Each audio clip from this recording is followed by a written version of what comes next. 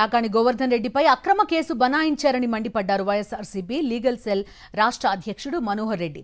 Mining కేసులో A4గా ఉన్న కాకానికి ఎక్కడ బెయిల్ వస్తుందో అని నాన్ బెయిలబుల్ సెక్షన్ల కింద అక్రమ కేసులు పెట్టారని ఆగ్రహం వ్యక్తం చేశారు. రుస్తుం మైకా మైన్స్ కేసు ఎప్పుడో క్లోజ్ అయిందని చెప్పారు. అయినప్పటికీ మైనింగ్ డీడీతో మళ్లీ ఫిర్యాదు చేయించారని వెల్లడించారు మనోహర్ రెడ్డి.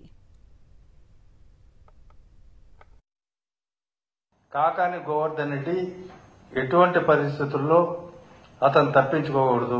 ఇందులో నాన్ బెయిలబుల్ సెక్షన్స్ పెట్టి అంతవరకు కాకాని గోవర్ధన్ రెడ్డి పేరు ఈ కేసులో ఎక్కడా లేదు, అండ్ అదర్స్ అని ఉంది.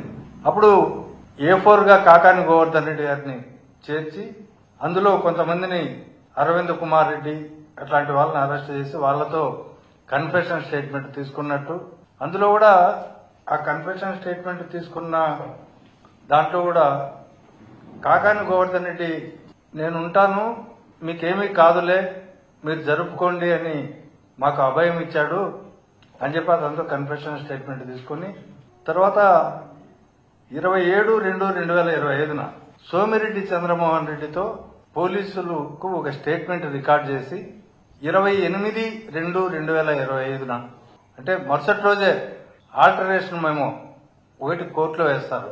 ఏది కాకాని గోవర్ధన్ రెడ్డి వాళ్ళ పేర్లు అంతకు ముందు లేవు, తర్వాత వీళ్ళందరినీ యాడ్ చేసి కోర్టులో ఒక మెమో వేయడం, 27ను ఆయనను విచారించినట్టు 28న ఆల్టరేషన్ మెమో.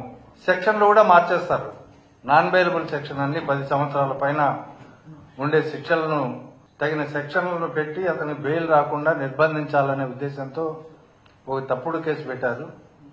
ఆ తప్పుడు కేసులో ఈరోజు అతన్ని అరెస్టు చేయడం అనేది ఈ పోలీసుల ఈ ప్రభుత్వ పైశాచికత్వానికి నిదర్శనం.